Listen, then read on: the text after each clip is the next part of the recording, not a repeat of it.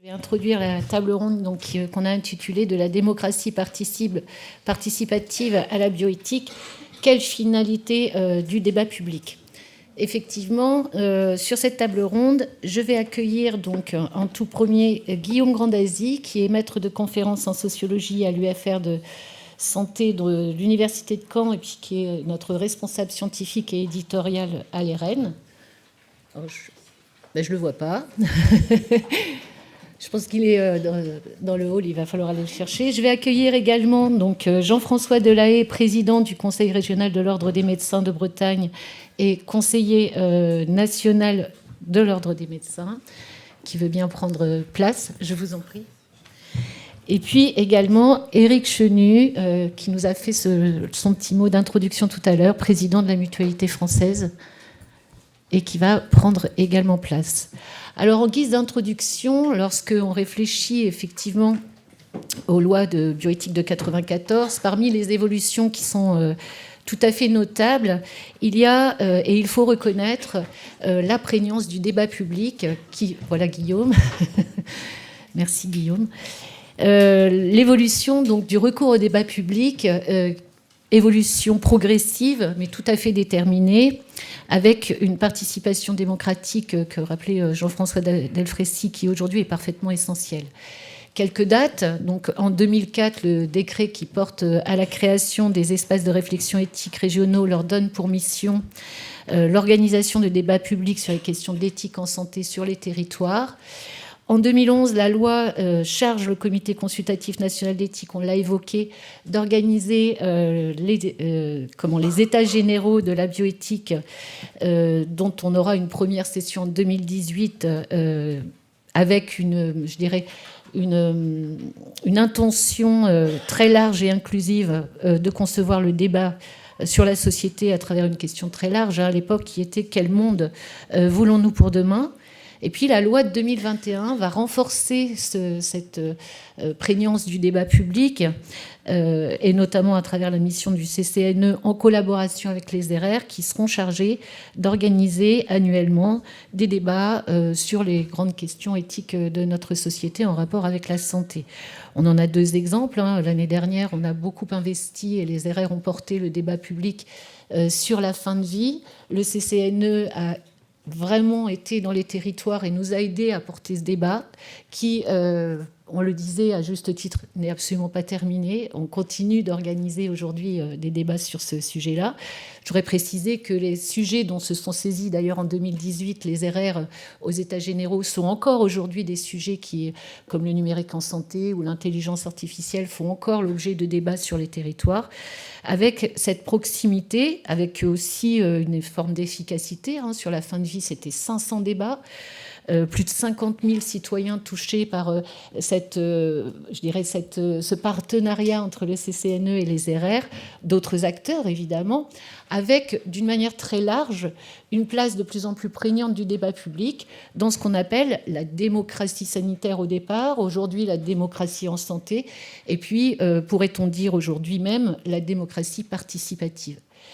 Seulement voilà, ces débats qui sont conduits, ces débats qui sont finalement au plus proche du citoyen, se pose la question de savoir finalement quels sont véritablement les objectifs qu'on peut leur donner et surtout quelles sont les conséquences et les effets qu'ils peuvent avoir, notamment sur la législation, et comment ils sont entendus, comment ils sont relayés. Et on sait tous, et je n'ai pas besoin de le préciser, que certaines consultations publiques sont restées lettres mortes dans la loi et n'ont pas été saisies par le gouvernement. On disait que c'était politique et ça l'est. Et puis que d'autres, éventuellement, sont destinées effectivement à être traduits et à aider à la législation. Donc c'est la question qu'on va se poser à travers d'abord une présentation de Guillaume Grandazzi. Ensuite, on parlait du rôle de l'Ordre des médecins dans la médiation finalement auprès du public et du citoyen. Comment le représentant de l'Ordre des médecins, donc François Delahaye, va nous parler de ce fait. Et puis on aura des exemples d'applications à travers l'intervention de Éric Chenu. Je vous remercie.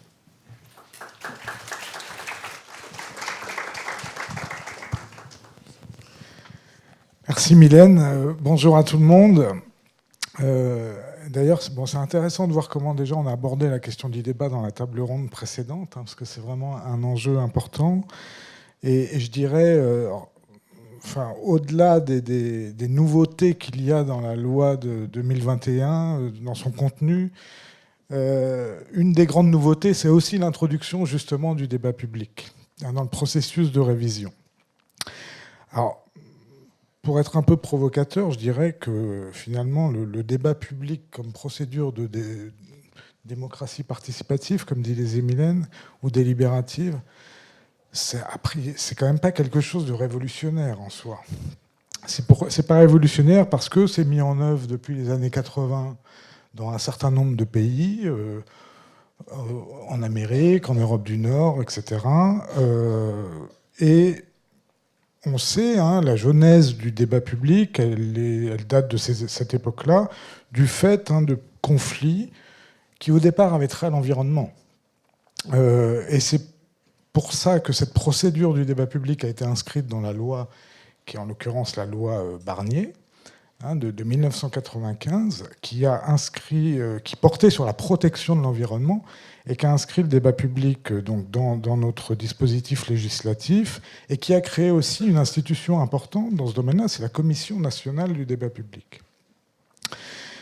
Et en fait, au départ, ces débats publics, ils concernaient surtout des projets industriels, des grands projets d'aménagement du territoire, mais pas seulement. Donc des projets, on pourrait dire, territorialisés, qui engendraient des risques pour l'environnement et les populations concernées par ces projets.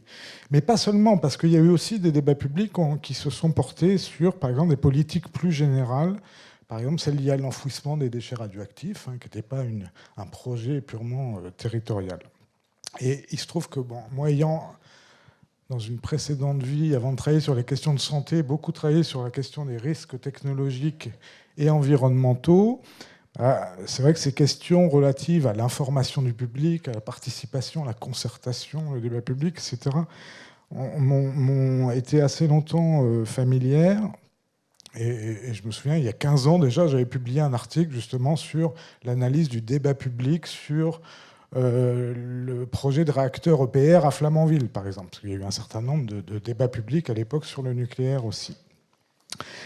Et donc certains ont pu voir depuis cette époque le débat public comme un fait politique, finalement, l'émergence du débat public comme un fait politique est le reflet de la plupart des contradictions, des tensions qui agitent ou qui affectent nos démocraties, notre démocratie contemporaine, opposition entre démocratie représentative et participative, remise en cause des formes d'expertise traditionnelles aussi, émergence d'une citoyenneté de plus en plus critique vis-à-vis des institutions en place, et puis changement dans les processus de prise de décision.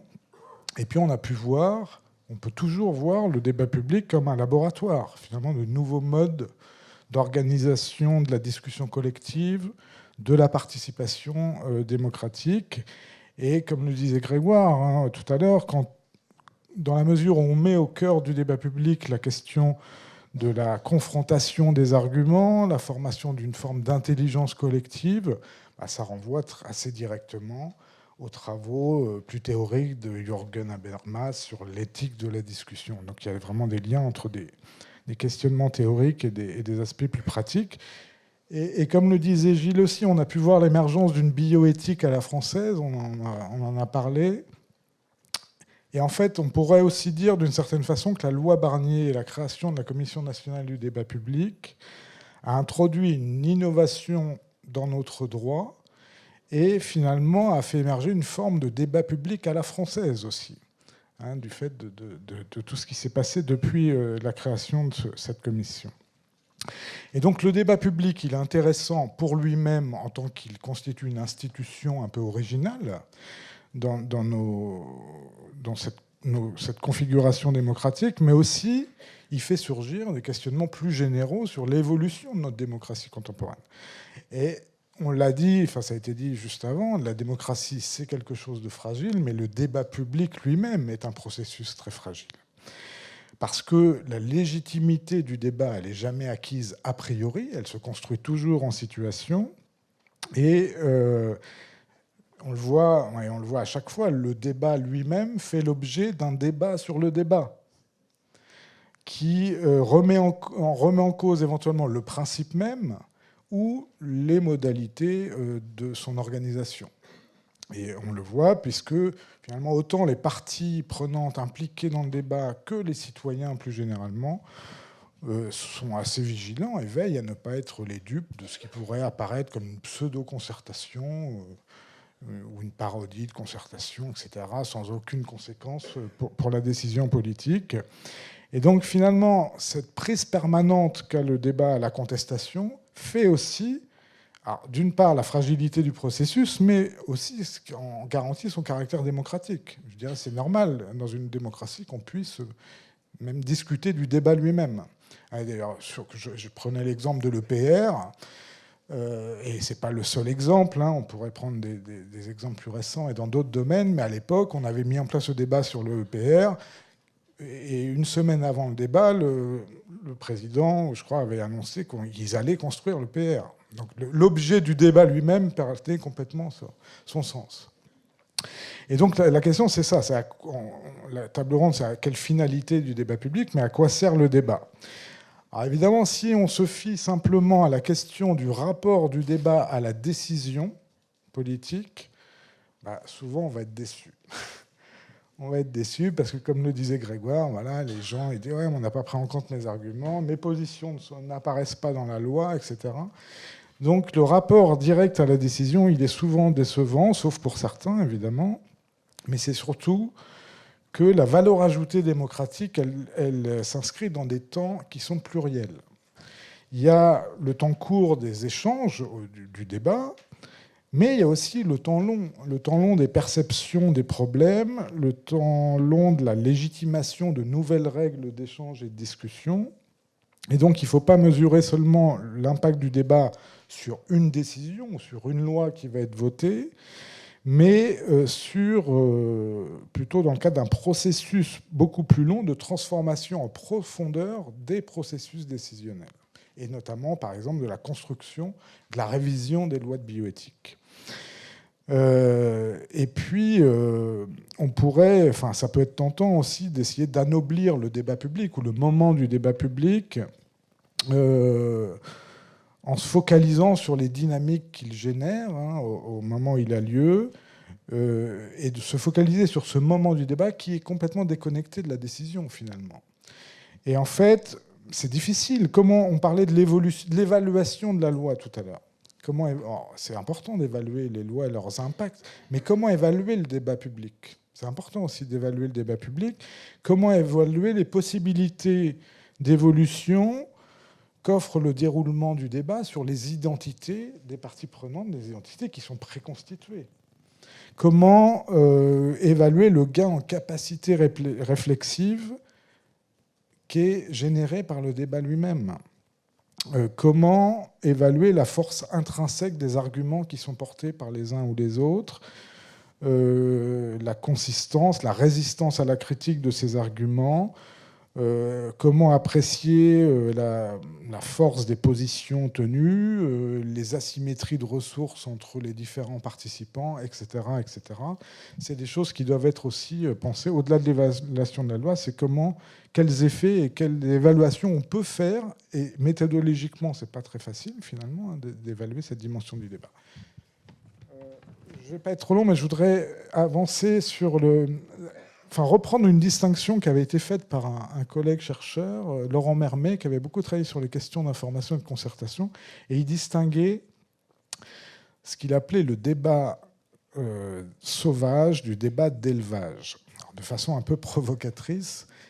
Mais l'idée, c'était finalement le débat, il n'a pas besoin toujours pour exister que des institutions publiques spécialisées viennent l'organiser. Dans un pays démocratique où la parole est libre, le débat il se développe de façon spontanée. Et je dirais c'est tant mieux, il y a des prises de parole, des protestations, des forums internet, des controverses dans les médias, des journaux satiriques, tout un tas de choses qu'émergent des débats publics sauvages ou spontanés. Et puis à l'opposé, il y a ce qu'il appelait des débats publics d'élevage, donc dont la figure extrême, on pourrait dire, c'est fourni par les conférences de consensus, la Convention citoyenne, par exemple, sur la fin de vie, hein, où les organisateurs maîtrisent à peu près tous les paramètres, qui parlent, qui observent, quelles sont les procédures, quelles sont les questions abordées, quelles sont les formes de restitution de la réflexion, etc., etc. Et avec cette idée qu'il s'agit de produire le meilleur débat possible, hein, du fait du respect de certaines procédures, etc. Donc dans une optique avec une visée de haute qualité de dialogue, labellisé dans un environnement contrôlé, etc., etc. Mais évidemment, les deux types de débats coexistent dans l'espace social. Et dans certains cas, le débat public d'élevage, entre guillemets, il a pour vocation, pour objectif de stimuler l'expression du public, qu'on n'estime pas assez présente finalement. C'est ce qu'on essaye de faire, nous, avec les RR ou le CCNE, c'est finalement aussi des fois amener la population à s'exprimer parce on la considère trop silencieuse, mais aussi des fois, s'il s'agit de calmer un petit peu la dynamique un peu plus sauvage, hein, mais néanmoins quand même citoyenne de la contestation, sachant que le débat, c'est aussi une formidable machine, alors certes un peu risquée pour ses promoteurs, mais avec un rendement très fort en termes de légitimité démocratique. Prendre une décision sous couvert d'un débat public et d'un débat démocratique, ça donne énormément de légitimité à la décision. Et donc, bon, je vais vraiment pas être long, mais pour terminer, je voudrais, évidemment, dans ce qui s'est passé avec les débats, les états généraux dont on a parlé, tous les débats citoyens autour de la révision des lois de bioéthique, certains ont vu ça comme finalement le résultat d'une transformation de l'esprit des lois de bioéthique. C'est parce qu'on serait passé à des lois qui seraient plus attentives à la demande sociale, aux demandes individuelles, à l'autonomie individuelle, qu'on aurait eu besoin de faire tous ces débats, mais on transformerait un peu l'esprit initial des lois de bioéthique. Ce qui est sûr, c'est qu'on a beaucoup plus accordé de place à l'expression citoyenne, à la société civile, aux associations, que dans les précédentes révisions où la société civile était quasiment absente des consultations dans les précédentes divisions. Et ce qui est intéressant aujourd'hui, je crois, c'est vraiment ce qu'on a évoqué tout à l'heure, c'est cette idée qu'on va rentrer dans une forme de débat permanent. Même indépendamment d'un projet de réforme ou de révision de la loi, il faudra faire des états généraux, il faut faire des débats annuels. Alors la question se pose quand même, d'une part, je crois, d'avoir... C'est quoi le but et la finalité de ces débats ? C'est pas très clair dans l'esprit du législateur, en tout cas dans le texte de loi. C'est quoi le but et la finalité ? Et puis, c'est quoi l'articulation de tous ces débats qui vont avoir lieu entre les débats annuels du CCNE, les états généraux, les débats qui vont être menés avec les RR, etc. Comment on va créer du lien entre tous ces moments, tous ces éléments, dans quel objectif et pour quel retour finalement aux législateurs. Et puis, vraiment, en une phrase pour terminer, je voudrais mettre l'accent sur un aspect qui me semble important, c'est que autant la CNDP, la Commission nationale du débat public, c'est très clair. Elle n'a pas vocation à donner un avis sur les projets sur lesquels elle organise des débats. Et c'est un peu différent. La mission qui a été confiée au CCNE est différente, puisque à la fois le CCNE, il a pour cette mission d'organiser des débats, mais il rend aussi des avis.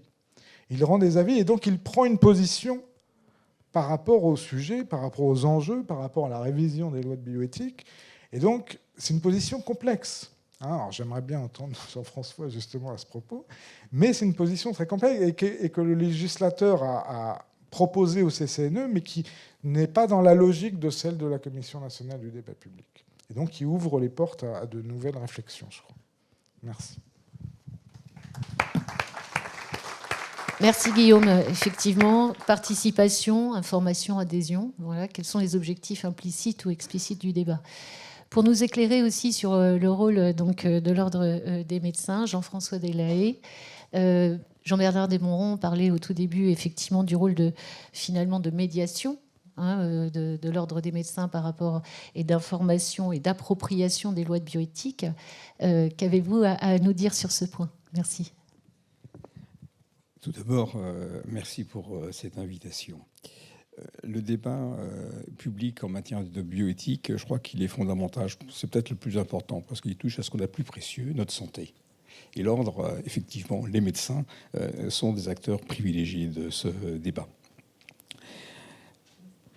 L'ordre est composé donc de médecins qui vivent de manière personnelle cette expérience de la vie, cette expérience de la mort, personnelle et familiale, mais aussi dans leur pratique professionnelle, puisqu'on est confronté à des décisions extrêmement difficiles à prendre. Et c'est aussi le rôle des sociétés savantes.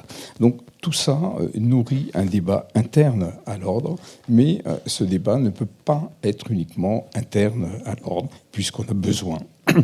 Excusez-moi, on a besoin de communiquer avec les patients, avec des associations qui nous aident à réfléchir. On a évoqué tout à l'heure la fin de vie. Il y a un débat actuellement sur l'intelligence artificielle au niveau ordinal. Et nous sommes approchés d'acteurs, et c'est absolument passionnant, mais aussi passionnant qu'inquiétant. Mais la question qu'on se pose dans ce débat, ce sont les conditions de ce débat et les moyens qui sont mis pour débattre. Les moyens qui sont mis pour débattre, ils sont doubles.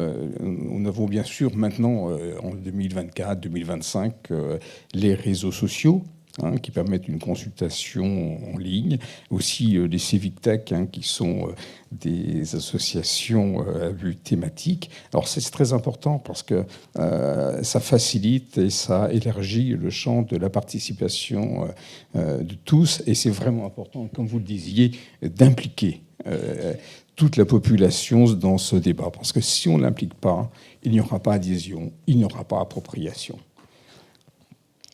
Voilà. Par contre, les réseaux sociaux ont un inconvénient, et c'est souligné par Grégoire, c'est que ça facilite la juxtaposition d'opinions, mais ce n'est pas une vraie délibération. Et il y a des gens qui s'expriment, ils sont contre, ils sont tout contre, et ça c'est une logique de contre, je dirais même une logique de contre-pouvoir. C'est pour ça que le débat en présentiel, il est absolument important, et je suis vraiment très heureux que vous ayez invité l'ordre aujourd'hui, parce que ça permet certes la confrontation directe d'idées. Donc c'est un débat qui est beaucoup plus interactif, même si parfois on entre dans une logique de conflit, mais c'est pas grave, parce que nous sommes en démocratie, il faut une expression majoritaire. Et la décision qu'on prend, l'avis qu'on donne, il est temporel, parce qu'on évolue en permanence. Les autres moyens actuels qu'on utilise, c'est la presse, les livres, etc. Et ça, c'est une source d'information très importante, parce que ça va au-delà de la simple médiatisation des problèmes qui sont longs, difficiles à appréhender, et souvent on a des expressions qui sont simplistes, voire aguicheuses, sans parler des sondages d'opinion. Et ça, je voudrais appuyer là-dessus en disant que ça commence finalement dès l'enfance, dès la scolarité. Il faut vraiment que tout le monde, tous les enfants, on développe leur esprit critique, parce qu'il est très facile de se faire formater et on a du mal à en sortir. Donc, en ce qui concerne les moyens, c'est vraiment un travail en profondeur qui est long, qui est constant et qui a un sentiment d'urgence, parce que la science évolue très vite, la médecine évolue très très vite, et on est toujours à la recherche, on est toujours après une évolution, et on essaye d'encadrer, de faire une norme après une pratique qui est déjà quasiment parfois dépassée. Je le vois très très bien en matière d'intelligence artificielle. Voilà. Alors, les risques de ce débat, une fois les moyens posés, ils sont triples. Le premier, c'est qu'en matière de nouveautés, en matière de biologie, en matière de neurosciences, par exemple, le premier réflexe face à une nouveauté, c'est la peur. C'est la peur, et donc on est parfois conduit à préférer un statu quo plutôt que de réfléchir, plutôt que d'aller vers le changement. Voilà. Et ça contraste parce qu'on a une peur collective qui contraste très fortement avec un désir individuel. Donc il faut vaincre ce conservatisme par un partage d'informations qui est sincère, qui doit être loyal, et l'ordre doit, à ce moment-là, participer à cette information. C'est d'ailleurs un devoir déontologique, c'est l'information claire, loyale et adaptée. Voilà. Le deuxième risque, et ça a été souligné également, c'est ce qu'on pourrait appeler la consultation de façade.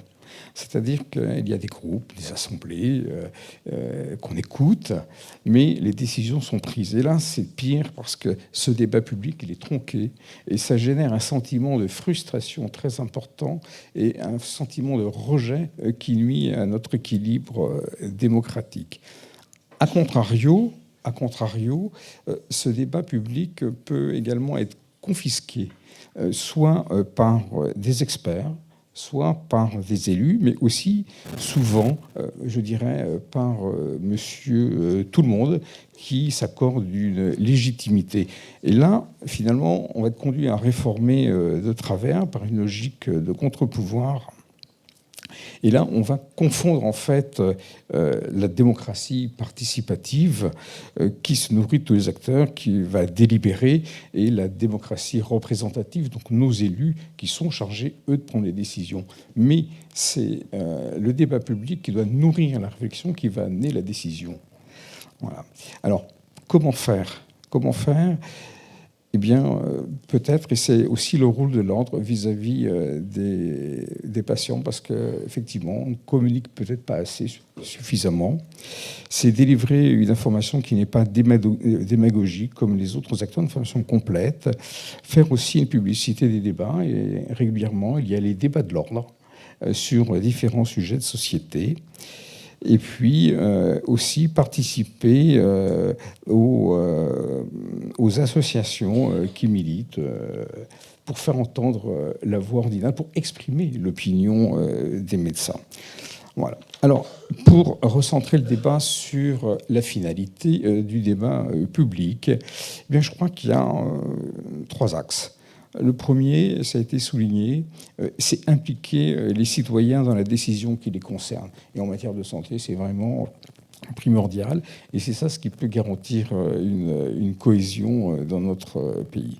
La deuxième chose, c'est effectivement recueillir les opinions, les préoccupations, les idées qui vont favoriser la prise de décision qui sera plus éclairée, en explorant les valeurs éthiques, les implications sociales et les conséquences potentielles des avancées médicales qu'on ne maîtrise pas toujours, mais il faut savoir expliquer qu'il y a un risque. Et comme vous le disiez tout à l'heure, les médecins gèrent l'incertitude des dires des patients, l'incertitude de la compréhension du discours médical, l'incertitude de nos propres connaissances médicales, les incertitudes de la médecine. Mais il faut gérer un risque, il faut aller de l'avant. Ce risque, il doit être pris en connaissance de cause, et surtout, on doit pouvoir savoir modifier notre attitude. Donc, en fait, ce débat public, avec tous les acteurs, l'ordre y a sa part, mais ce n'est pas le seul intervenant. Eh bien, il vise à construire un consensus, une garantie que les décisions vont refléter les aspirations sociétales en matière de santé. En somme, et pour résumer le propos, c'est encourager la transparence, diffuser l'information, écouter, recueillir les opinions, prendre le temps. Le débat n'est jamais clos, il est toujours remis sur le travail. Et finalement, ce débat public, eh bien, je crois que vraiment, il renforce la démocratie en assurant que les choix soient en adéquation avec les valeurs et les besoins des citoyens. Merci beaucoup. Merci.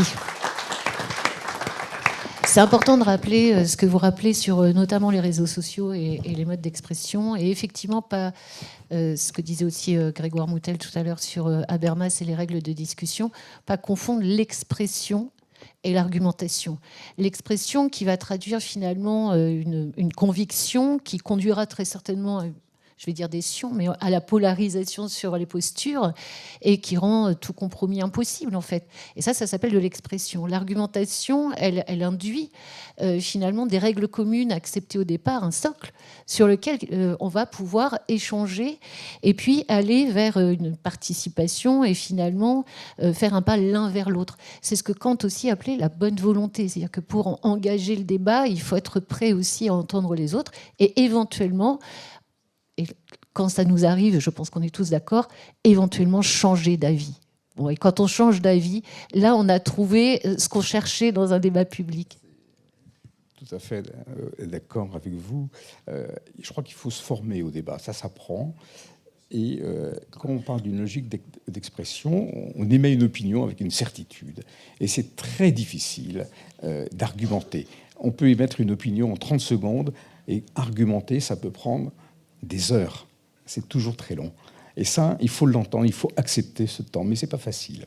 Tout à fait. C'est la distinction, si on se rappelle un peu notre bac de philo, entre l'avis argumenté et l'opinion, qui n'est juste que la traduction d'une conviction et qui ne changera pas d'avis. Merci beaucoup. On va demander donc à Monsieur Éric de Chenu de nous livrer donc finalement l'expérience du débat public à travers la mutualité, et je dirais sur une première expérience qui est celle du Covid.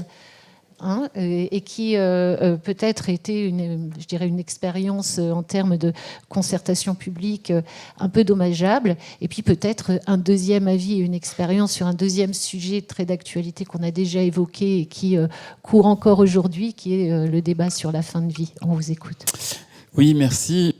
Effectivement, partir peut-être d'une occasion ratée, celle de la crise sanitaire.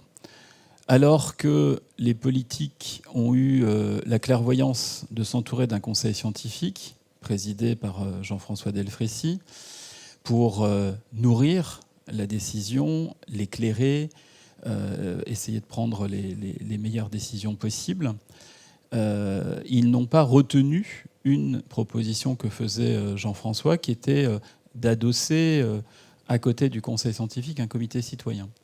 Et c'est éminemment dommage parce que quand, dans la situation dans laquelle on était en 2020, je ne parle pas des premiers jours après le 17 mars 2020 où on était dans l'urgence, etc.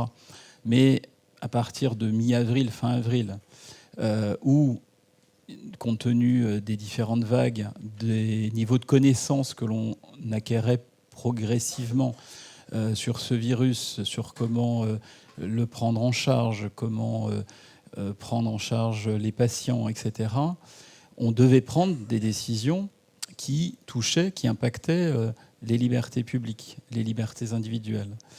Et ne pas s'entourer d'une instance avec des représentants des citoyens pour pouvoir interagir, pour pouvoir confronter un certain nombre de décisions, eh bien, on s'est privé d'une capacité de diffusion.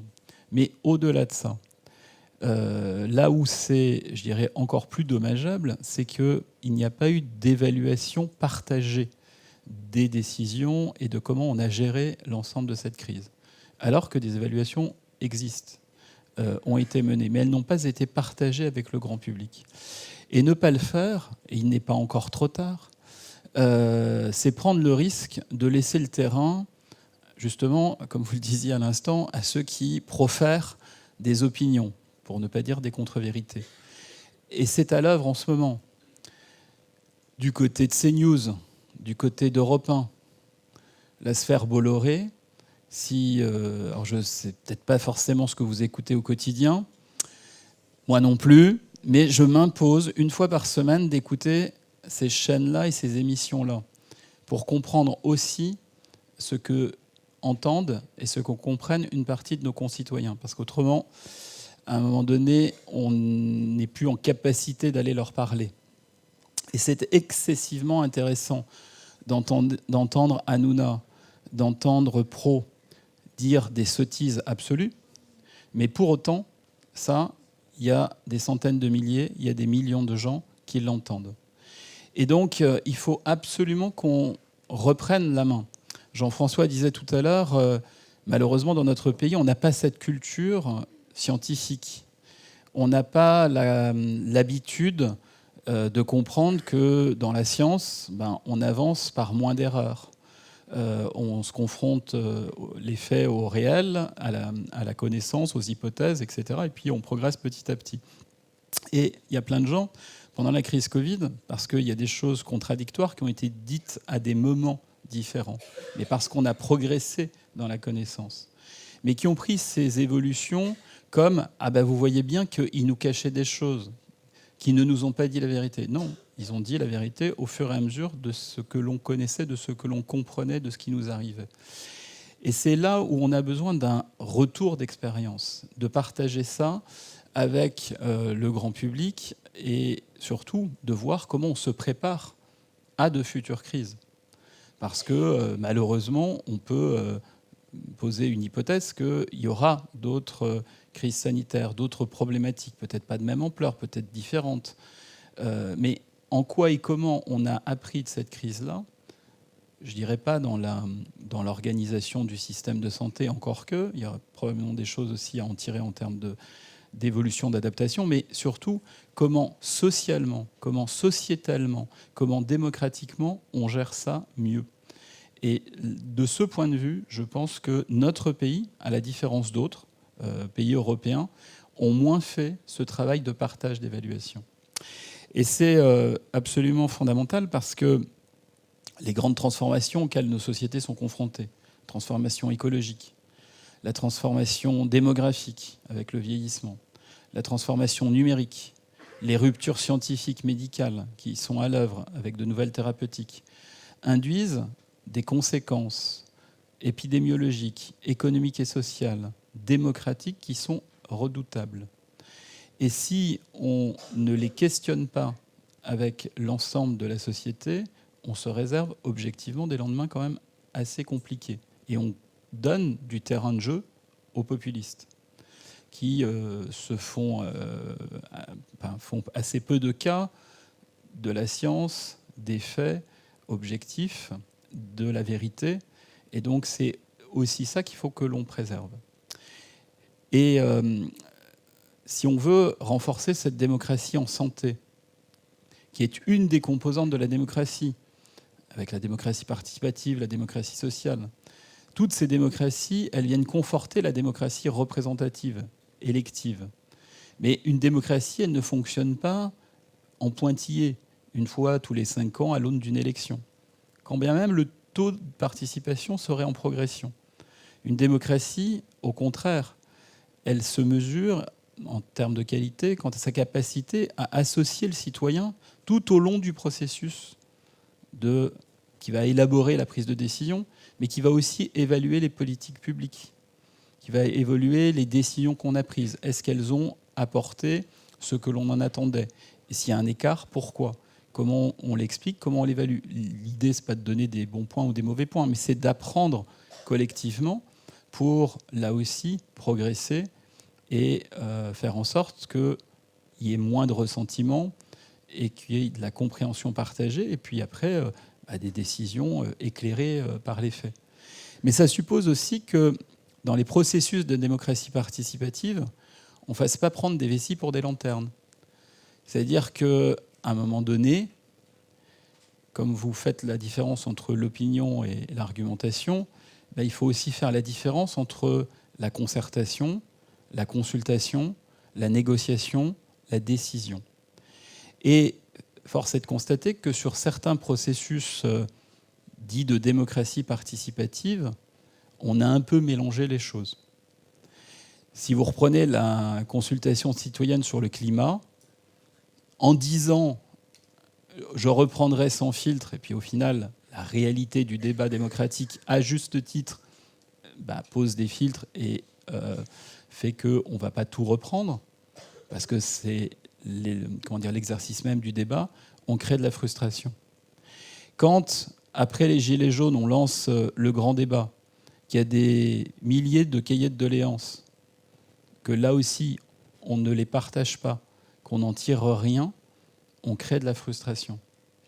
Et donc, c'est aussi, il y a une éthique de la démocratie sur le fait qu'il faut être clair quant aux objectifs que l'on se donne, la méthode dans laquelle on va prendre la décision in fine. Et il y a des femmes et des hommes qui sont élus pour prendre des décisions. Et c'est leur responsabilité, et elle est éminemment complexe. Mais cela n'exclut pas que l'on consulte, que l'on négocie, que l'on discute.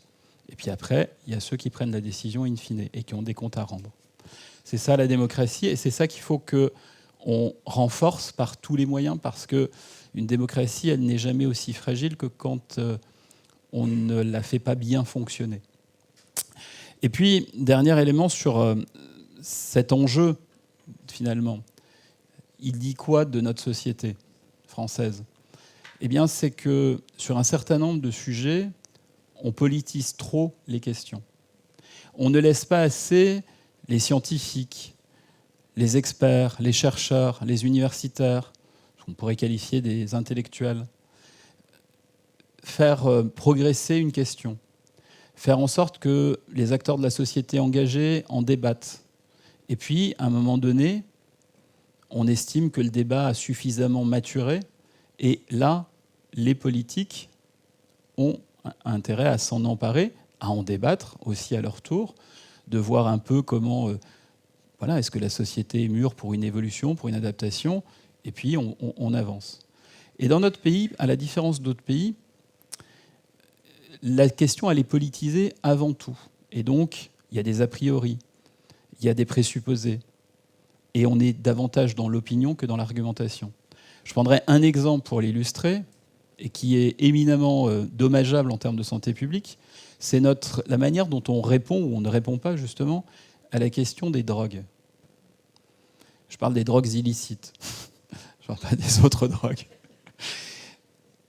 C'est un débat qui est totalement galvaudé dans notre pays. On n'a pas un débat rationnel sur ces questions-là. Si on avait un débat rationnel, on pourrait quand même constater que les politiques répressives qui sont à l'œuvre depuis maintenant plusieurs décennies ne fonctionnent pas, puisqu'on est un des pays d'Europe où la consommation est la plus importante. Les trafics sont de plus en plus importants, avec tout leur caractère délétère en termes de sécurité publique. Et pourtant, on a méthodiquement un discours qui est encore plus martial que le précédent, et il faut, etc., sans se poser la question de comment on traite ce sujet-là en termes de santé publique. Eh bien, je pense que sur ces sujets, il faut absolument que, collectivement, on grandisse un peu et que, finalement, la société civile, dans ce cas-là de plus engagée, de plus impliquée en termes de citoyenneté, puisse éclairer ces sujets.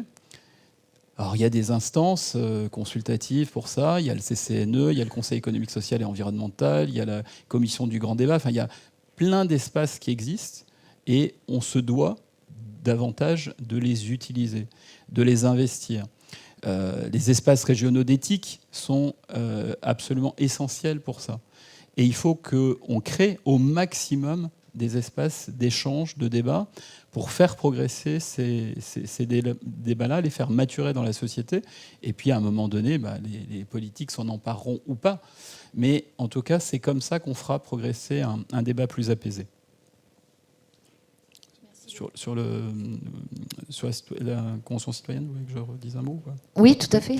Alors, rapidement, j'ai compris. Une expérience négative, peut-être une expérience positive. Voilà. Parce que même si la loi n'est pas encore adoptée, elle n'est même pas encore à l'ordre du jour de la nouvelle législature, il faut reconnaître que cette Convention citoyenne a été exemplaire à tout point de vue, dans la méthode, dans la manière dont elle a associé les 183 citoyens, citoyennes qui s'y sont impliqués, 184 en début de processus, 183 en fin de processus, donc ce qui montre le niveau d'engagement de ces femmes et de ces hommes pendant 9 week-ends de 3 jours, qui sont venus écouter des experts, des scientifiques, des médecins, des philosophes, des religieux, des femmes et des hommes engagés, etc. Ils ont débattu entre eux, ils ont élaboré une position à partir de la question qu'avait posée la Première ministre Elisabeth Borne, c'est est-ce que notre système est adapté aujourd'hui à la fin de vie, ou est-ce qu'il faut le faire évoluer? Et après tous ces débats, toutes ces heures d'audition, d'échanges entre eux, ils ont élaboré un avis pour dire qu'il fallait faire évoluer notre système.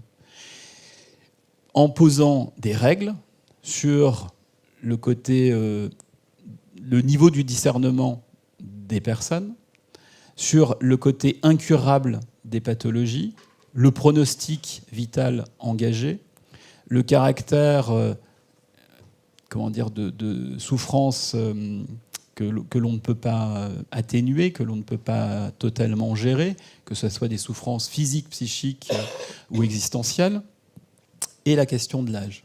Toutes ces questions sont dans les paramètres, les éléments, les critères qui sont posés. Et au-delà de ça, de dire qu'il faut faire évoluer notre cadre législatif, là où je trouve que cet avis est assez exemplaire et témoigne justement d'une démocratie qui fonctionne bien, c'est que, alors que seulement 75% des femmes et des hommes qui composaient cet échantillon représentatif de la société valident le fait qu'il faille ouvrir un accompagnement à la fin de vie, cet avis il a été adopté à 92%. Et pour moi, c'est ça qui est le plus important. Parce que ça veut dire qu'il y a un certain nombre de personnes qui, bien qu'elles ne partagent pas la finalité, estiment que la manière dont la discussion a été menée, la manière dont leur avis a été pris en compte, dont toutes les options, les opinions, les argumentations ont été entendues, eh bien, ça mérite de soutenir cet avis. C'est ça le fondement même de la démocratie. C'est que même si je ne suis pas d'accord avec la décision qui est prise, ayant pu participer à la discussion, mes arguments ayant été pris en compte, même si au bout du bout, la décision ne me convient pas, ne me convainc pas, je l'accepte. Et je trouve que ça doit nous rendre optimistes sur le fait que quand on crée des espaces, des femmes et des hommes sont capables de les investir, d'y consacrer du temps, 27 jours qu'ils y ont consacré, sur des sujets qui sont quand même pas les plus funky quand même. Enfin, c'est pas le truc le plus sympa à discuter. Ils y ont pris le temps, ils y ont mis de l'énergie, ils y ont mis d'eux-mêmes pour aboutir à quelque chose de grande qualité. Et je trouve que ça doit nous inspirer. Nous, au niveau de la mutualité, on a monté des forums pour parler avec les jeunes santé et solidarité. Ils sont venus. 1200 jeunes sont venus sur 7 rencontres. Donc là aussi, ça montre que l'appétence au débat, l'appétence à la discussion, elle est là. Donc c'est à nous, médecins, scientifiques, philosophes, universitaires, militants associatifs, mutualistes ou autres, peu importe, de créer ces conditions, de démultiplier ces espaces de débat pour créer les conditions demain de débats plus apaisés. Plus il y aura de débats, plus on aura des débats plus apaisés, parce qu'on apprendra, je suis complètement d'accord avec ce que vous avez dit tout à l'heure, il faut apprendre à débattre. Il faut apprendre dès l'école, au travers les capacités psychosociales des enfants, des adolescents, leur donner ce goût à la discussion, à l'argumentation, entendre l'opinion de l'autre, entendre les arguments de l'autre, parce que ça questionne notre rapport à l'altérité, c'est-à-dire tout simplement la manière de faire société. Et juste pour conclure, j'emprunterai à Michel Dreyfus ce qu'il dit de la mutualité. Il dit que la mutualité, c'est une histoire d'être ensemble. Eh bien, je crois que c'est aussi ça qui détermine notre engagement dans les questions sociales et sociétales. Merci beaucoup.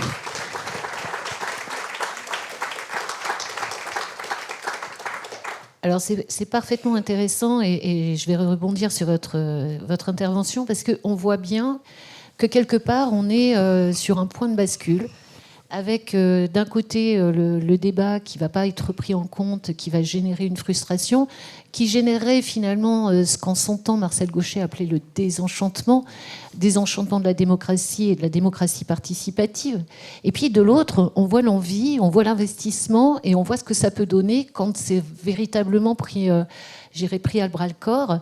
Et donc, quand on voit notamment l'ombre obscurantiste des États-Unis avec des discours qui finalement frisent totalement le délire et l'irrationalité, on voit qu'on a une responsabilité, nous, finalement, dans ce débat public, et que peut-être on est à la croisée de quelque chose sur lequel il faudrait être extrêmement attentif et verser évidemment du côté de l'expérience positive et prendre des leçons de la manière dont c'est investi par des citoyens qui, de plus en plus informés par notamment Internet, ont envie de participer. Et il s'agirait de ne pas décevoir cette participation au regard de ce que cela pourrait donner et notamment du danger qui guette dans cette désillusion. Merci beaucoup. On va prendre des questions dans la salle ou évidemment des compléments avec véritablement... Évidemment, c'est un sujet sur lequel le Comité consultatif national d'éthique est particulièrement attaché sur le débat public. On vous écoute, Jean-François. Enfin, chez le CCE et presque moi à titre personnel, puisqu'on a envisagé deux sujets. Le premier, c'est finalement comment tout ça nous amène peut-être à essayer de mieux vivre ensemble. Je partage à 150% ce qu'a dit Éric, y compris d'ailleurs sur CNews et Europe 1. Mais je fais comme toi. C'est-à-dire que je les écoute 2 fois par semaine. Je fais comme toi. Parce que c'est très intéressant de les écouter. Alors, quelques remarques. Premièrement, sur une forme d'échec relatif au moment de Covid et la non-création d'un comité citoyen. C'est vrai, moi je le regrette, on l'avait demandé, c'était une opportunité qui pouvait se faire dès le mois de fin avril, mai 2020, et qui aurait permis probablement plutôt de faire comprendre à l'ensemble des citoyens ce qui était en train de se passer, de poser les questions, etc. Après, finalement, on avait plutôt conçu, ils ont refusé, ils ont eu tort, c'est une connerie, appelons un chat, c'est une connerie politique même. Après, on avait conçu quelque chose un peu top-down, à la française, c'est-à-dire un comité citoyen à Paris, etc. Bon. En fait, il s'est monté une série de comités citoyens dans des grandes métropoles. Il s'en est monté à Lyon, à Marseille, à Strasbourg, à Rennes. Et il s'est monté toute une série de comités citoyens. On a fait le recensement de ce qui avait pu être fait, les discussions qu'il y a eu avec ces grandes métropoles. Et finalement, il ne s'est pas rien fait. Il s'est fait une série de choses qui ont été assez intéressantes. Et tout ça est très mal connu. J'espère qu'il y aura quelqu'un de sciences humaines et sociales qui va partir sur une thèse là-dessus. Mais il s'est monté une série de choses intéressantes. Et quand je regarde avec les collègues européens ce qui s'est monté dans différents pays, eh bien, y compris dans les pays du Nord, enfin, ou de l'Europe intermédiaire, du type Danemark, Hollande, certains Länder allemands, ils n'ont pas tellement fait mieux, parce qu'il y a eu ce temps de sidération par rapport à l'organisation du milieu associatif au début, et après, finalement, il y a eu des expériences, mais elles ne sont pas non plus bouleversantes par rapport à ce qui a pu être monté. Donc, je nuance un tout petit peu ce point-là. Deuxième point sur la notion même de construction de démocratie en santé. Alors, il faut voir qu'on est assez persuadé dans cette salle qu'il faut aller vers ça. Bon, donc c'est assez facile finalement. Mais qu'il y a 2 positionnements qui ne vont pas du tout vers ça. Il y a les politiques eux-mêmes, la majorité des politiques eux-mêmes, et en particulier les parlementaires, qui disent « Mais enfin, pourquoi vous voulez encore reconstruire quelque chose autour de la démocratie participative alors que vous avez élu, c'est notre job ?» Et ils ont raison. Ils ont raison. Et c'est pour ça que les mots ont leur importance. Les anglo-saxons et l'OMS parlent de « social participation », qui ne met pas en route le mot « démocratie ». Alors, certains diront c'est au contraire, il faut que la démocratie soit présente dans le titre. D'autres, voilà, c'est autre chose, « social participation ». Bon. Et puis, il y a aussi les scientifiques, les experts, qui sont partagés sur le sujet. Bon, dans cette salle, la majorité des experts va dire « mais si, il faut bien sûr qu'on participe à cette aventure ». Mais il y a des séries d'experts qui ne sont pas chauds du tout pour aller vers ça. En disant, mais d'abord on est juriste, ou on est scientifique, on sait ce qu'il faut faire, c'est nous qui détenons la vérité. Donc c'est quelque chose qui est encore fragile. Hein, et dans le modèle de construction français, c'est encore fragile. Moi, je pense, et ça rejoint des remarques de Guillaume, qu'il nous manque là, en fonction de ce qui va se passer, et il faut ensuite sur l'évolution de la loi sur la fin de vie, mais qu'il nous manque d'abord une réussite, j'espère que ce sera celle-là, et deuxièmement, qu'il nous manque une vraie réflexion en profondeur d'une sorte de cadre de ce que pourrait être la démocratie en santé ou la démocratie participative. Alors, il y a Rosan Vallon qui réfléchit sur le sujet, qui a une réflexion très théorique sur le sujet, elle est belle d'ailleurs, mais il y a besoin d'une sorte de cadre qu'on n'a pas encore bien fixé. Il y a un certain nombre de juristes qui commencent à s'y intéresser sur l'aspect normatif, mais il faut qu'on aille plus loin. Troisième élément pour répondre à Guillaume, et la place du CCNE là-dedans. Comment peut-on à la fois se voir confier finalement l'organisation des États généraux de la bioéthique et être soi-même un des coins du triangle qui est une forme d'expertise sur le sujet? Eh bien, tu as raison de poser la question, et ça a fait débat au sein même du CCNE. Où est notre place? Alors, faut-il aller vers quelque chose, des systèmes d'organisation de type CNCDH, c'est-à-dire une structure qui est très neutre et qui organise sans état d'âme, sans arrière-pensée, sans...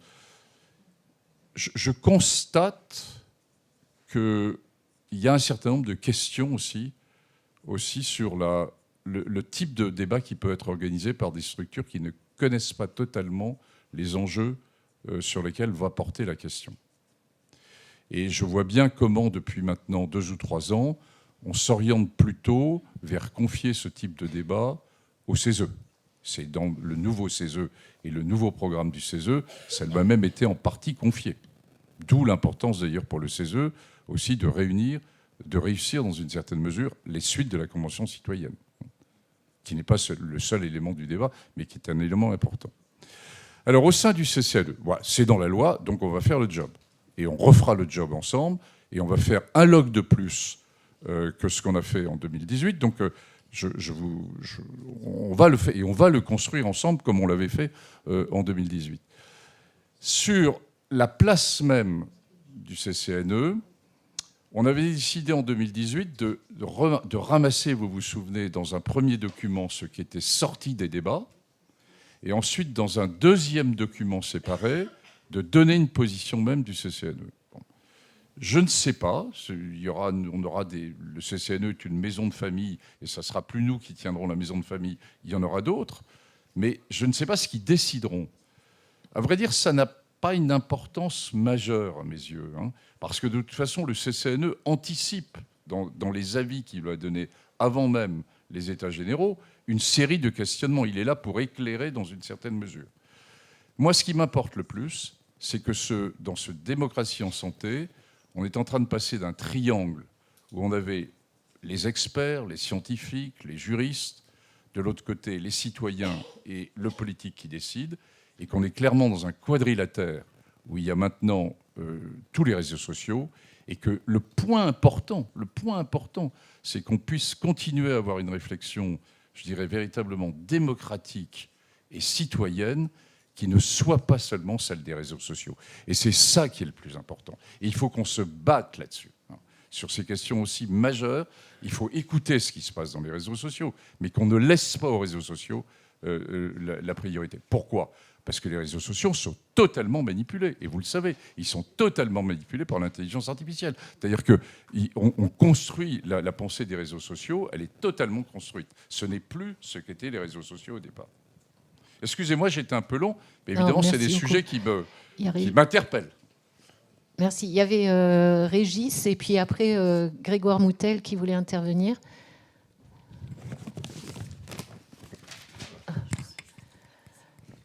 Merci Régis.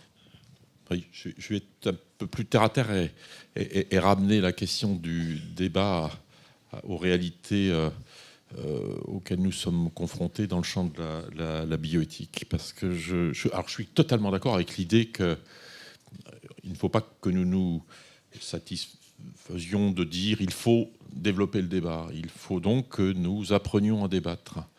Et il faut donc que nous organisions le débat. Je parle du débat au lit du malade, comme dans une convention citoyenne. Entre autres, quand je dis il faut organiser, ça veut dire qu'il faut savoir animer un débat. Et la fonction d'animateur du débat m'apparaît être assez centrale. J'en tiens pour preuve le fait qu'il est important dans un débat de donner la parole à ceux dont on sait qu'ils ne la prendront pas si on ne leur donne pas. J'ai vécu cela précisément au sein de la Convention citoyenne en étant auditionné à 2 ou 3 reprises, mais je me souviens en particulier d'une audition qui a duré longtemps, où la question la plus, j'allais dire à la fois la plus embarrassante et la plus pertinente sur un plan scientifique, elle a été posée par une personne qui ne l'aurait pas pris si on ne lui avait pas donné la parole, qui était un représentant d'une association de personnes porteurs des handicaps psychiques. Et cette personne qui avait du mal à s'exprimer me pose la question, j'étais soi-disant expert de ce qu'on ne sait pas en fait.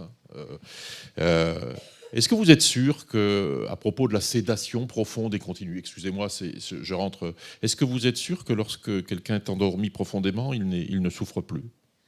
Question fondamentale à laquelle nous savons que nous ne savons pas répondre. Donc vous voyez bien que cette dimension de donner la parole à ceux qui ne la prendraient pas, elle est assez cruciale, sans quoi on peut être dans une illusion du débat. Et deuxième point sur lequel je voudrais peut-être attirer notre attention collective, c'est qu'on peut encourager au débat, mais corrélativement, je pense qu'il faut encourager à la valorisation du débat. Je dis cela pour les pratiques qui sont les nôtres dans le champ de la santé. Aujourd'hui, nous ne sommes pas tant que cela encouragés à débattre. Nous sommes encouragés à faire. Les logiques de l'action sont très valorisées. Elles sont même promues. Valoriser le débat, c'est valoriser peut-être ce qui aboutira à décider de ne pas faire.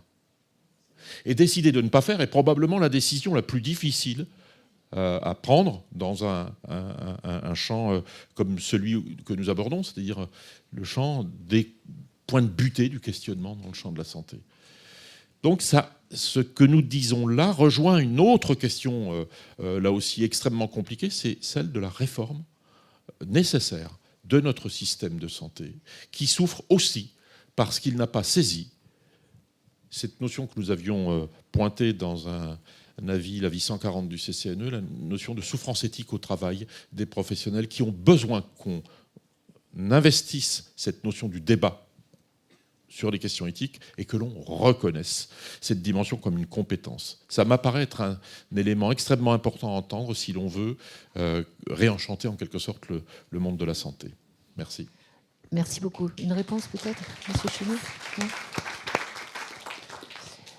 Merci beaucoup. Ça me fait penser, d'ailleurs, on parlait d'éducation et débat, ça me fait penser à l'orientation de la plupart des espaces de réflexion éthique qui, aujourd'hui, vont dans les lycées avec ce public particulièrement important qu'on cherche à initier justement à l'esprit critique et au débat, avec une opportunité, effectivement, de bien différencier l'opinion du débat et l'importance du débat et de l'expression argumentative. Grégoire, tu voulais dire quelque chose? On t'écoute. Je voulais juste rajouter un point que certains connaissent, mais qu'il faut rappeler à l'extérieur.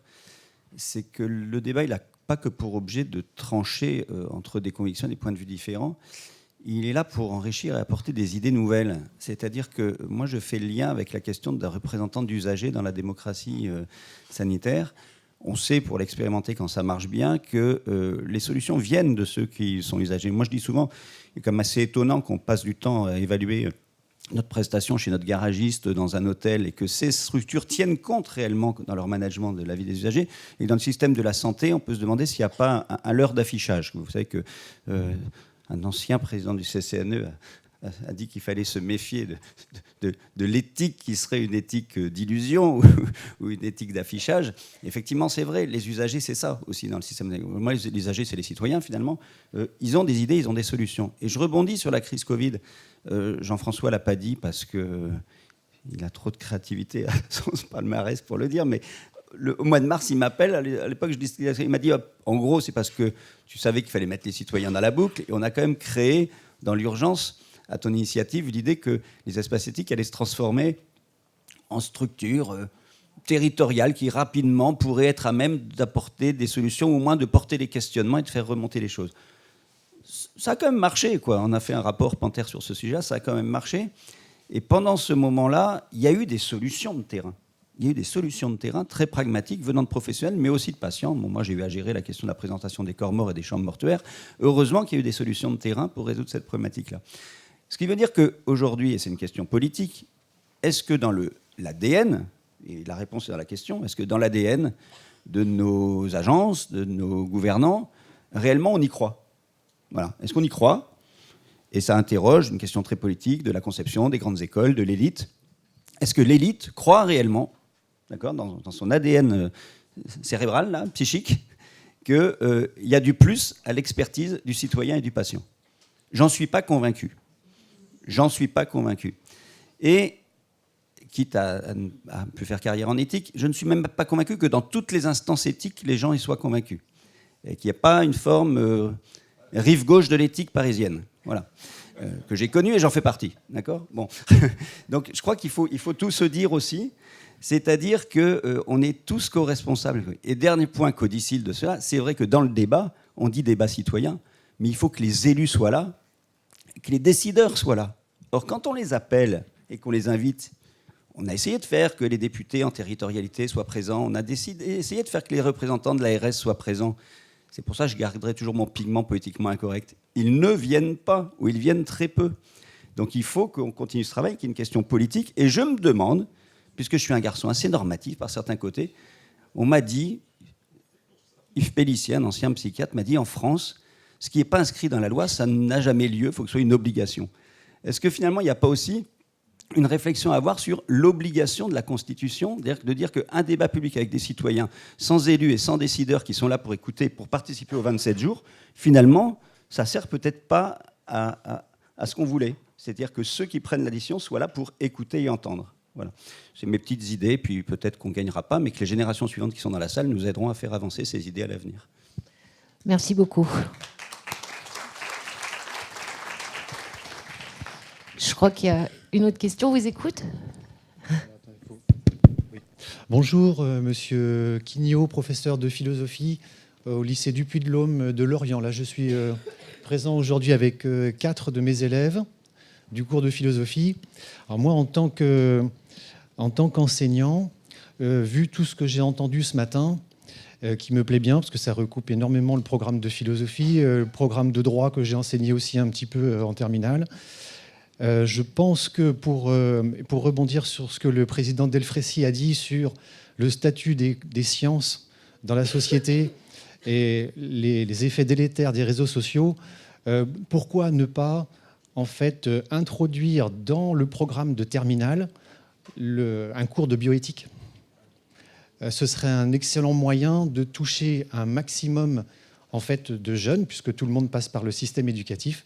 Et un moyen essentiel pour court-circuiter la désinformation, le populisme et tout ce que vous voulez. Alors, avec Cyril, et je l'en remercie, c'est ce que nous travaillons déjà depuis 4 ans.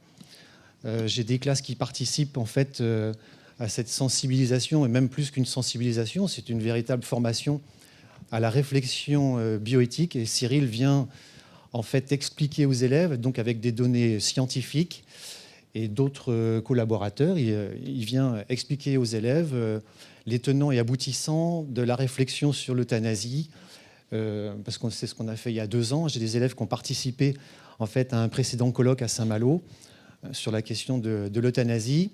Et cette année, nous repartons sur un travail identique, comment et par qui être soigné demain, avec un ensemble d'élèves qui participeront à la journée nationale des lycéens à l'Assemblée nationale au mois de mai prochain. Mais moi, je n'ai pas de relais dans les ministères. Si vous en avez, merci de proposer à Madame la ministre, qui est médecin, de pourquoi pas introduire un cours de bioéthique. C'est tout à fait faisable. Et je vous rejoins quand vous dites qu'il faut que En fait, les choses, il faut qu'elles partent de la société civile, des gens qui sont déjà sur le terrain. En fait, les moyens, c'est nous. Parce qu'il y a une réduction des effectifs qui est prévue dans le budget, j'ai entendu ça. Mais les moyens, on les a déjà. Les moyens, ce sont nous. Il suffit que les enseignants s'emparent de ces questions-là et les mettent en œuvre dans leurs cours, puisque ça existe déjà en partie. Voilà, merci.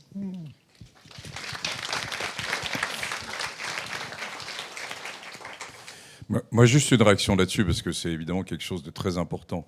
La réflexion éthique est souvent portée par des messieurs avec des cheveux blancs comme moi. Et il faut, c'est bien, c'est important, parce qu'on a un peu de temps de réflexion. Mais évidemment, il faut qu'on s'ouvre de plus en plus sur une vision avec les jeunes et que ça se fait dès le début. Alors, il y a plusieurs expériences qui sont en cours. Vous faites partie de ce réseau un peu de la journée des lycéens qui est organisé par le CCNE. Ça touche 20 lycées. Il y a une réflexion qui est menée chaque année. Puis il y a un rendu avec une journée à l'Assemblée nationale qu'on avait fait l'an dernier, en présence de la ministre d'ailleurs de l'Éducation nationale l'an dernier. Cette année, je veux dire, au mois de juin. Mais c'est pas suffisant. Alors, on a proposé, et c'est en train de se faire à son rythme, et c'est normal, sur l'ensemble des espaces éthiques régionaux, il y a une démarche un peu proche. Et vous aviez d'ailleurs, pour beaucoup d'entre vous, déjà amorcé ça avec des relations, avec une série de lycées. Parce que si on fait 20 classes que multiplient les 20 régions, enfin, vous voyez, on démultiplie l'ensemble du phénomène. Je pense que c'est quelque chose qu'il faut où on aille plus loin avec la MGEM aussi, ou avec le milieu global, je dirais, des mutualistes, pour aller plus loin, et vous l'avez déjà démarré aussi. Donc on a une conjonction de forces. Sur les programmes, alors vraiment, on a beaucoup essayé. Mais vous vous rendez compte, on est au 8e ministre de la Santé, mais on est, je crois, au 5e ministre de l'Éducation nationale, là, en très peu de temps. Bon, donc, en plus, vous savez que le ministre de l'Éducation nationale ne maîtrise pas totalement les programmes. Donc le CCNE, moi j'ai vu tous les ministres sur ce sujet qui n'était pas de passage, de dire on fait un cours de bioéthique, ça ne pouvait pas coller, mais de dire on va plutôt sur un cours d'humanité autour de comment vivre ensemble. Enfin, on peut trouver d'autres mots que le mot de bioéthique au sens véritable du terme. À chaque fois, c'est oui, bien sûr, c'est très intéressant. On a fait la commission des programmes. On a fait 3 fois la commission des programmes. Oui, c'est intéressant. Bon. Et puis en fait, quand on part d'en haut de la rue de Grenelle, ça ne marche pas. Donc je partage finalement votre analyse. Il faut qu'on reparte comme on est parti finalement avec les espaces éthiques régionaux, du terrain, des territoires, des gens qui font, des gens qui ont des idées, et puis qu'au niveau des profs, et qu'on vous couvre évidemment avec les recteurs, et c'est probablement, il y a certains recteurs qui sont quand même très sensibles à ça, et qu'on monte à partir de là un mouvement qui part du bas pour aller vers le haut. Sinon, si on part de la rue de Grenelle, on n'y arrivera pas. Moi, j'ai vraiment essayé beaucoup, et j'ai pas réussi, donc je pense pas qu'on y arrive. Voilà.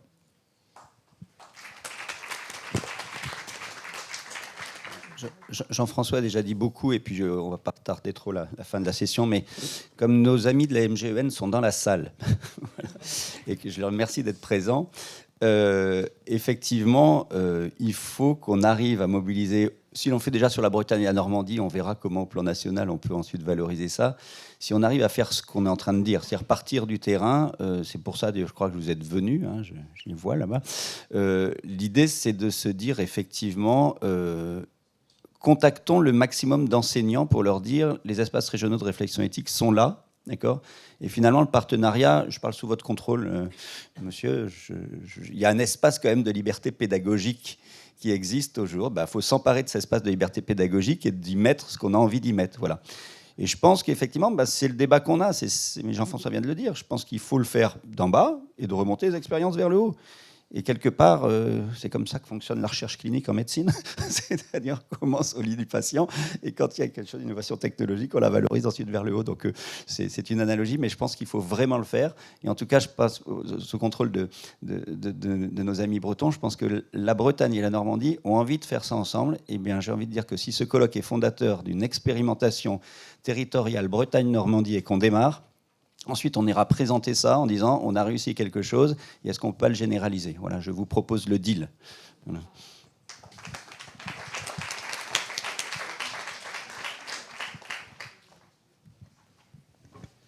Oui, excuse-moi, je reprends la parole, mais je me demandais quand même, puisque, entre autres réflexions, on commence à interroger la révision des lois de bioéthique, et même si on est loin de la bioéthique en elle-même, quand on parle et quand on mesure l'importance qu'aurait la formation des citoyens ou des futurs citoyens et des professionnels de santé au débat et à la construction de la réflexion éthique, et qu'on voit dans le même temps que ce n'est pas faute d'essayer de convaincre au niveau des ministres, mais c'est peut-être la difficulté d'ailleurs, c'est qu'ils passent quand même très vite. Est-ce que la loi ne pourrait pas avoir un rôle à jouer pour contraindre à cette obligation d'une société à se mettre à débattre? Est-ce qu'on ne sort pas, certes, du champ strict de la loi de bioéthique, mais qu'on ne pourrait pas saisir ce qui finalement est le ferment de la réflexion bioéthique, c'est le débat, entre guillemets. Je termine juste par un petit point, c'est qu'il me semble aussi que nous ferions bien, nous, les acteurs du monde de la santé, de réfléchir à introduire la formation au débat dans la formation des professionnels de santé. Juste pour dire que ça n'est quand même pas loin d'être le cas pour l'instant. En tant qu'universitaire, je peux témoigner des progrès et c'est rassurant de savoir que nous avons beaucoup à progresser. Tout à fait d'accord avec vous. Dans les études médicales maintenant... C'est bon. Tout à fait d'accord avec vous. Dans les études médicales, maintenant, il y a des formations à l'analyse critique de textes, de documents. Mais ce qui nous manque vraiment, c'est une formation à la communication, la formation au dialogue avec les patients et pouvoir redresser. Vous disiez tout à l'heure que les réseaux sociaux étaient une source de désinformation, mais on le voit tous les jours dans notre exercice pratique où il y a le traitement magique, la pensée magique, et on doit lutter contre les influenceurs.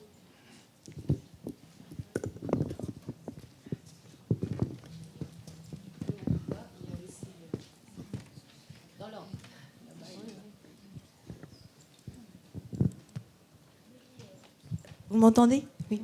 Bonjour, donc je suis Pascal Terrom, donc je suis diététicienne nutritionniste, mais aussi patiente formatrice. Par rapport au débat, je trouve que par rapport à l'évolution en médecine, il y a quand même l'éducation thérapeutique. Je suis praticienne en éducation thérapeutique qui a quand même amené à apprendre aux professionnels de santé, à communiquer avec les patients, à écouter. Moi, je trouve à évaluer aussi. Moi, dans ma pratique, j'ai appris à évaluer ce que je faisais et j'ai trouvé ça très, très riche. Après, je suis allée vers le partenariat de soins parce que c'est vrai que c'est aussi pour moi une façon que le patient devienne plus objet de soins, mais sujet de soins. Et ma question, c'était surtout par rapport, est-ce que vous connaissez les conseils de développement? Parce qu'on parlait des territoires.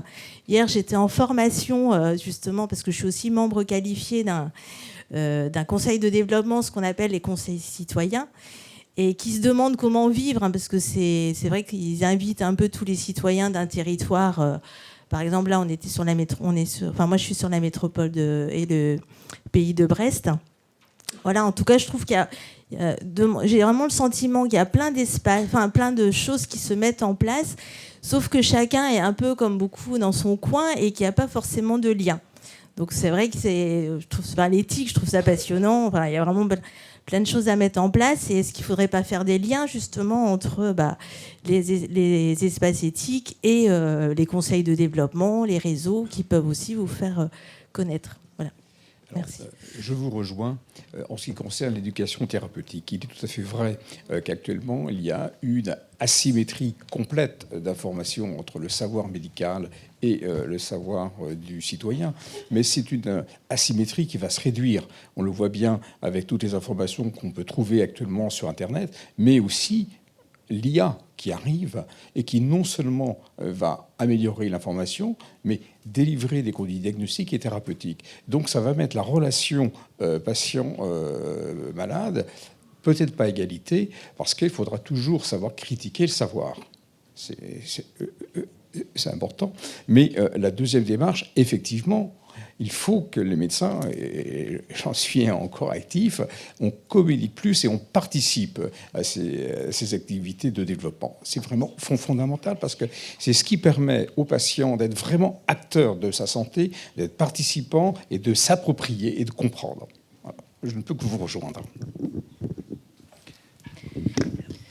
Oui, on vous écoute. Oui, alors Véronique Lefebvre-Desnouettes, je suis médecin psychiatre et gériatre et j'enseigne depuis 15 ans maintenant la médecine narrative, qui est donc un mouvement qui vient de Rita Charon avec l'adaptation par François Goupy, et maintenant des philosophes avec une chaire d'humanité médicale à Créteil dans mon université, où on s'adresse aux jeunes étudiants en médecine qui viennent d'avoir leur concours autour d'ateliers d'écriture narrative sur ce qu'ils vivent, sur ce qu'ils peuvent partager, et on organise des débats avec nos jeunes étudiants en médecine, par exemple sur la fin de vie, et c'est tout à fait productif et je me réjouis du retour des humanités médicales dans l'enseignement auprès de nos soignants.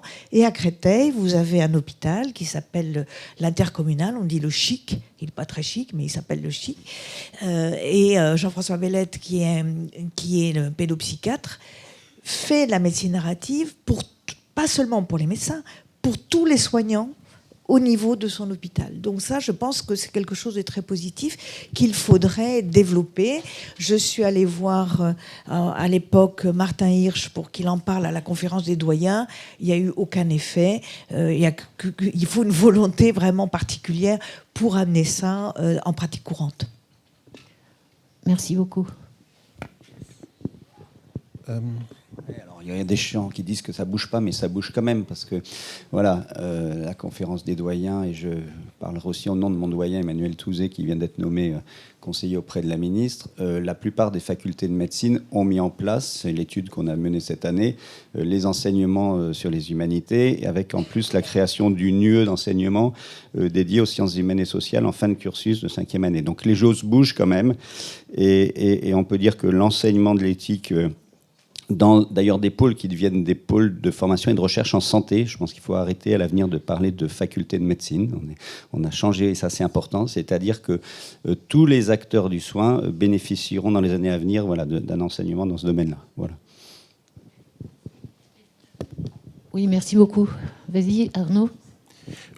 Oui, Arnaud de la Blanchardrière, je suis médecin infectiologue au CHU de Caen. J'étais frappé par finalement l'évolution du débat de la réforme des lois de bioéthique, finalement, à la notion de démocratie participative. Et je ne pouvais pas m'empêcher de penser aux avis que beaucoup de Français émettent sur les conflits géostratégiques, sur l'évolution climatique, de manière d'ailleurs plus dominante par rapport aux lois de bioéthique.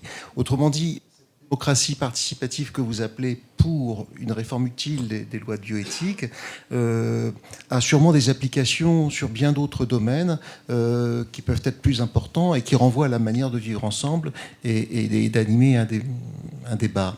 Et je pense qu'il y a un mot qui peut-être qui a été formulé par certaines personnes, mais peut-être pas à la hauteur de ce qu'il aurait dû l'être, c'est la notion d'information. C'est-à-dire qu'on ne peut pas être dans une démocratie participative sans avoir une information de qualité. On ne peut pas être dans un débat intelligent si on arrive animé par un a priori idéologique qui est entretenu de surcroît ou alimenté par les chaînes d'information dont on a parlé, qu'elles soient de la radio ou de la télévision ou des réseaux sociaux. Autrement dit, je trouve que dans ce monde très interactif dans lequel nous vivons et où la démocratie est en danger dans bon nombre de pays, il faudrait, pour qu'on puisse retrouver, faire vivre la démocratie et puis progresser dans notre réflexion et dans les actions collectives, dans les décisions gouvernementales, qu'on puisse partir d'une information de qualité. Et malheureusement, dans ce monde très interactif, j'observe que la plupart des hommes et des femmes alimentent leur réflexion ou leur idéologie dans la plus grande des solitudes, au contact des écrans, qu'il s'agisse d'un écran de télévision ou d'un réseau social. Et ça, je trouve ça très dangereux, finalement, parce que là où il y aurait urgence à une information de qualité et un débat participatif pour des décisions qui deviennent de plus en plus critiques critique, on est maintenant dans des chocs idéologiques, y compris d'ailleurs dans le domaine de la bioéthique, qui finalement nuisent et neutralisent le débat public. Et le gouvernement, en tout cas parfois instruit de ce risque-là, est plutôt m'apparaît parfois plutôt dans la mise en avant d'un débat participatif au nom d'une forme de qualité, mais dont il ne respecte pas finalement les règles, les usages et les règles finales qui devraient lui permettre ensuite de l'intégrer profondément. Donc il y a vraiment là, je trouve, quelque chose de très critique qui déborde la loi de bioéthique. Je pense en particulier naturellement à la conférence citoyenne sur la question écologique, où je trouve qu'il y a eu une forme d'imposture. Et j'aimerais que... Enfin, j'ai l'optimisme de certains, j'essaye de m'en abreuver, mais j'ai plus ou de crainte que d'espérance au moment où nous parlons. Non, je n'ai pas les arguments pour vous répondre totalement. On est partagé entre pessimisme et optimisme. Moi, fondamentalement, je suis optimiste, donc on ne va pas me changer. Mais c'est bien l'enjeu, en fait, du débat sur la fin de vie. Il y avait à la fois sur le fond du débat, à la fois les prises de position, les réflexions qu'il pouvait y avoir et la construction de la Convention citoyenne. Puis il y avait la méthode et le mécanisme avec lequel ça s'était construit, en étant très clair au début. Dans la discussion initiale qu'on a eue avec les autorités politiques au plus haut niveau, on leur a dit il ne faut pas que vous recommenciez la même opération que sur la Convention citoyenne sur le climat. Donc on était pleinement avertis, on les a avertis de ça. Et honnêtement, on s'orientait plutôt vers quelque chose qui était avec ce qui s'est passé avec la Convention citoyenne et les débats en région menés par les ER, qui n'étaient pas en fait des débats, qui étaient pour la majorité, je parle sous votre contrôle, qui étaient justement ce que vous évoquez, c'est-à-dire des séances d'information et de dialogue avec des gens qui posaient des questions sur les soins palliatifs, qui étaient quand même l'autre pilier de la loi, qui est un élément essentiel, et qui était plus ça. Après, sur le reste, moi, ça pousse à, si on veut aller plus loin, à avoir une réflexion de fond, de construction, c'est ce qu'évoquait aussi Régis, de construction de ce qu'est la démocratie participative. Là, on est encore dans l'expérimental, un peu, d'une certaine mesure. On tâtonne. La France n'est pas tellement en retard là-dessus. Il y a bien sûr le Canada qui est très largement en avance sur nous. Mais parmi les grandes autres démocraties, je le vois bien, moi, à l'OMS, on nous interroge beaucoup comment on construit quand même ça. Bon, et donc, tout ça, ça se construit. Il faut qu'il y ait une réflexion des différents acteurs. Ça coûte de l'argent. Appelons un chat un chat. La Convention citoyenne sur la fin de vie, c'est 6,5 millions d'euros. 6,5 millions d'euros. Je vous rappelle que les États généraux de la bioéthique qu'on a fait en 2018 nous ont coûté 700 000 euros pour tout.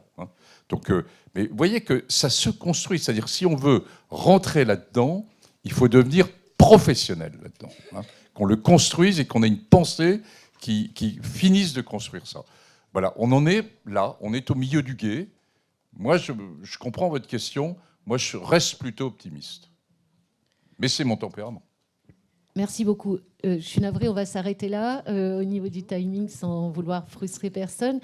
Et on va rester sur cette parole qui est un projet, en fait, et qui va nous faire réfléchir pour le déjeuner. Je vous remercie tous et on se retrouve tout à l'heure pour la suite. Merci.